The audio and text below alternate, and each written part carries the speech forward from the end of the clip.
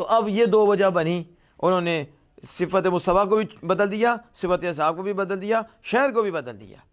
پھر اللہ پاک نے آیت کریمہ نازل فرمائی ان الذین یکتمون ما انزل اللہ من الکتاب، یعنی فی الکتاب من صفت النبی جی، وہ کتاب نبی اکرم صلی اللہ علیہ وسلم کی صفت، و نعت، وہ آپ کی نعت تھی، وقت نبوت ہی، اور آپ کی نبوت کا وقت بھی تھا کہ آپ اس وقت نبی ہوں گے، یہ بھی کتاب میں موجود تھا۔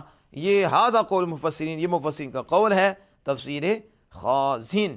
اور آگے شارح نے جو کہا کہ یہی لوگ ہیں جو اپنے پیٹوں میں نہیں بھرتے مگر آگ، تو شارح نے کہا لِأَنَّا مَآلُهُمْ، کیونکہ یہ جو کام کرتے ہیں اس کا مآل جہنم ہے، اس کا مآل آگ ہے، اس کا یعنی انجام کیا ہے؟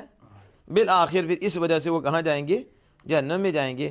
تو یعنی مآلُهُمْ ای مرجعُهُمْ، یعنی ان کے لوٹنے کی جگہ آگ ہے، ان کے بعد نے حقیقت بھی مراد لی ہے کہ وہ اپنے پیٹ میں آگ بھرتے ہیں۔ کیا بھرتے ہیں؟ آگ بھرتے ہیں۔ لیکن شاعر نے یہاں کیا مجاز، یعنی یہاں مراد کیا ہے؟